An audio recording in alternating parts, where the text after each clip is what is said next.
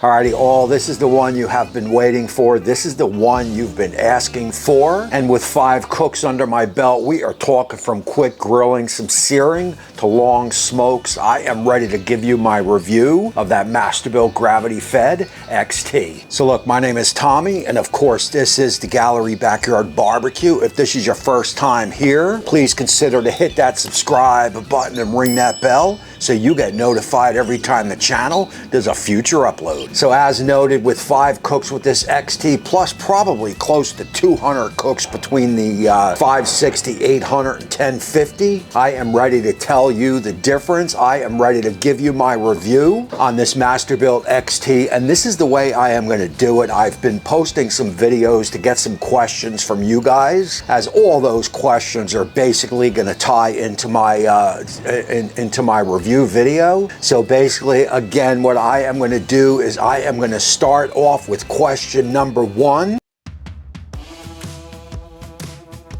Is going to come from Paul Shepard. Basically, he wants to know how the XT is to keep clean. Well, with 5 cooks under my belt, here is how I do it. And basically, it is going to start with breaking down the innards of the unit. We've got our racks out. There is our dual manifolds. We will get them out. I will get all this stuff laid out on the lawn. There is our grease management system, and as you could see, we are nice and full for 5 cooks, so I am definitely digging that. There is a tray behind that door. We will get that out. I will get, as I said, everything on the lawn. I've got a little spatula here. I will scrape down that grease tray. From there, I've got a degreaser. This is from Pit Boss. This actually works very well, and I do have a link in the description if you're interested. Other than that, I will just spray down everything, the racks, the manifolds, you name it. Everything I took out is getting sprayed down. Turning our attention back to the pit, you could see we do have a little grease on the bottom, so that is a little bit of a failure into the system of the grease management. No big deal. I will get that wiped down. I will wipe all the sides down. Any dust, I will get it out of there. By that time, about 10-15 minutes has gone by.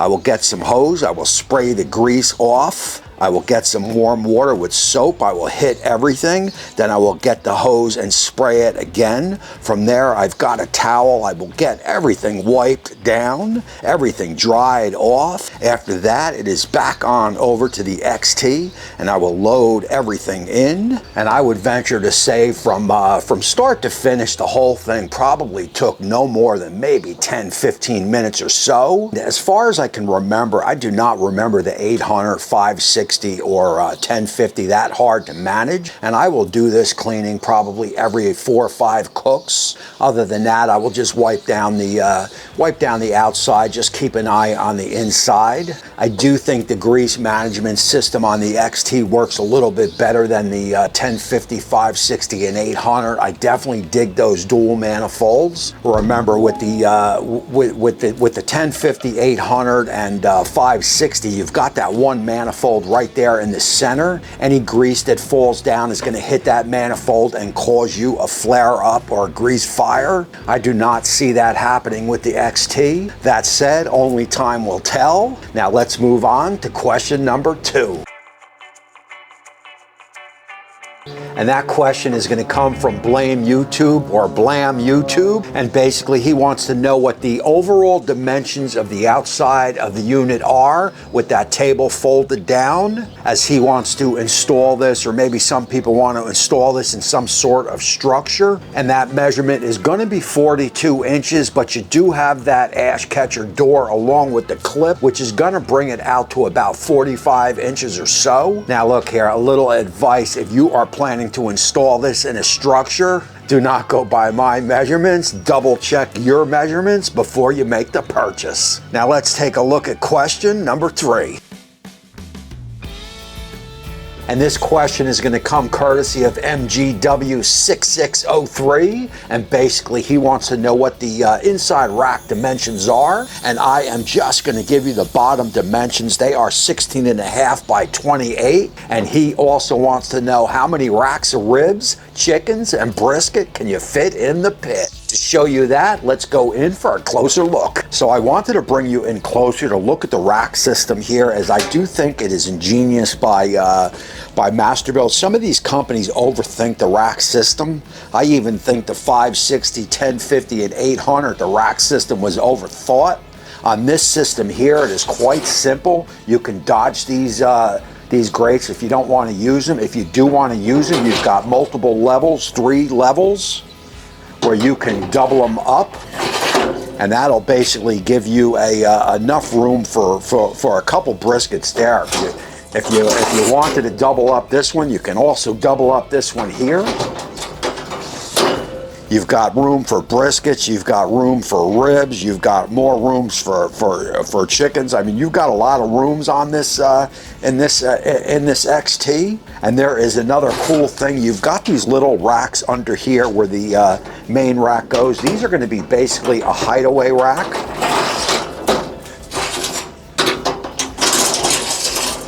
So you can hide everything away like that. Again, you've got 3 levels. You've got multiple uses of how you want to use these racks. And if you saw my biscuit test, you would know the hot spot is over here. So I am thinking, 3, 4 briskets easily. You could probably go 6, 7 racks of ribs easily. And the birds, the amount of birds, I mean, who knows? I can tell you this is going to hold plenty of protein, that is for sure. So MGW, I do appreciate that question. Now let's move on to the next. And that next question is going to come courtesy of Jack. He basically wants to know if the 1050 griddle can fit in the XT. Unfortunately, I do not have that griddle here. I do not have the 1050 here anymore, so I would refer to Masterbuilt on that. And he did have a hopper question. How long can you go on one full hopper? And my best guess there is going to be about 12 hours. That said, there are a lot of circumstances in play here as far as what kind of fuel you are using. How's the wind, how's the temperature outside, and so forth. So again, my best guesstimate there would be about 12 hours. Now let's move on to question number 5. And this next question comes from the Pope, and basically he wants to know is how is it that the Masterbuilt XT costs twice the price of the 1050? And I got to tell you, when I saw the price of the XT, I about fell off my chair. I mean, $14.99 is a lot of money for a Masterbuilt. There is no doubt about it. That said, I also got to tell you that they took everything about the 1050, 800, 560, fixed everything that needs to be fixed, and applied that into the XT. Plus, all the parts are better, from the manifold to the hopper, the insulation. I mean, the control panel.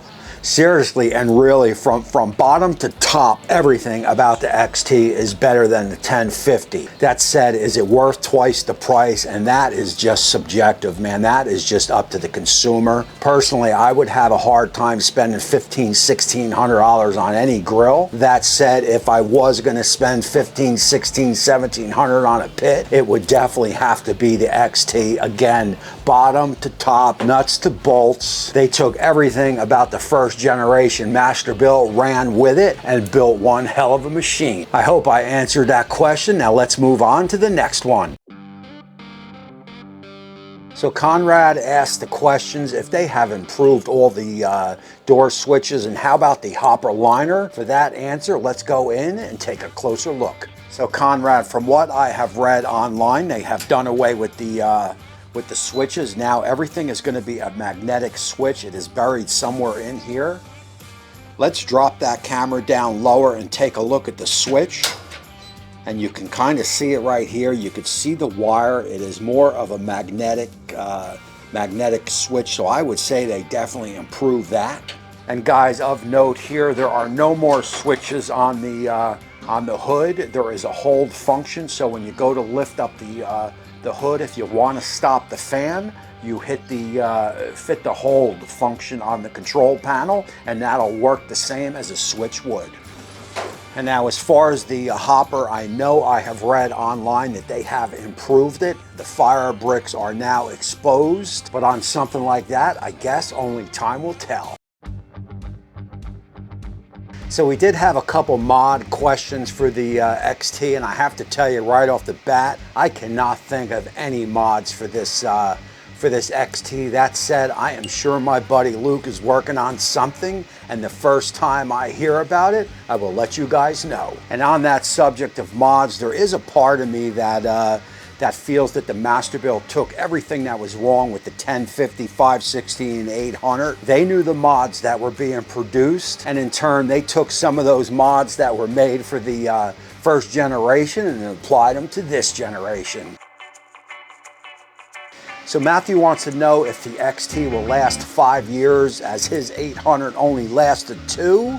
The only thing I could say there is there are some 560s that lasted over 3-4 years. So there is no doubt in my mind the XT is built better than that. So I would say if you properly took care of it, you should get 5 years, no question. Again, that is just best guess. Now let's move on to that next question.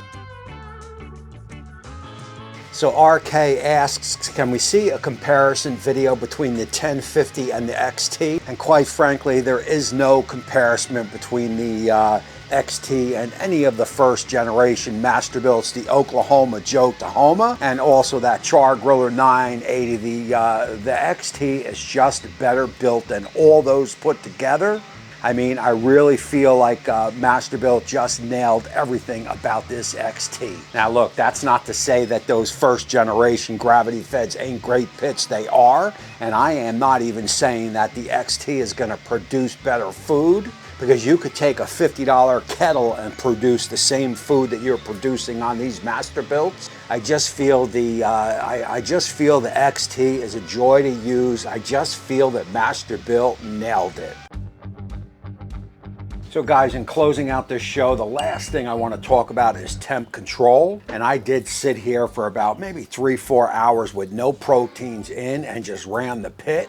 And here is what I found out. As you will see some images on the screen. I'll speed up the video. And I also got my chef's temp in there. That is going to give me a precise temperature reading as per control panel. So basically my Masterbuilt here is about 5 degrees off, anywhere from 5, 6, 7 degrees. I mean, she adjusts a little bit here and there, but what I can tell you, it is definitely overshoots. So if I start a cook at 250, she will definitely shoot to 3 1/4 or so, but she always settles. And to have it settle quickly, basically what I do is I open the hood, I let that heat out of there, and then I shut the hood, and she usually lands quicker on that 250.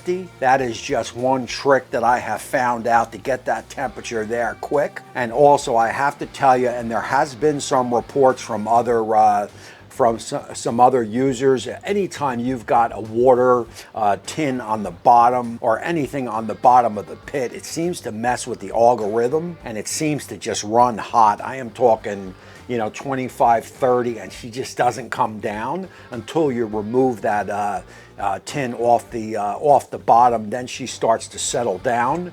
I don't know what the cause of that is. Maybe there will be a fix down the road, but I am certainly happy. As you can see now, I am setting that dial to 250. I will speed it up. She will overshoot, but then she will come down, and again, she will be within 5, 6, 7 degrees. She'll fluctuate a little bit, and that is certainly, I am certainly pleased with that. I know a few have asked if there's any heat with that control panel on the hopper. I could tell you no, it is definitely insulated, so I wouldn't even worry about that. And again, we have talked about the app. For me, the app works and works quite well. I have left my house and have controlled the pit with the app. So I am definitely pleased with that. And it hooked right up to my Apple 1, 2, 3. So again, kudos to Masterbuilt on the app. Kudos to Masterbuilt on that control panel. This is certainly a different control panel than the first generation. I mean, I don't think that control panel on the first generation cost, $10,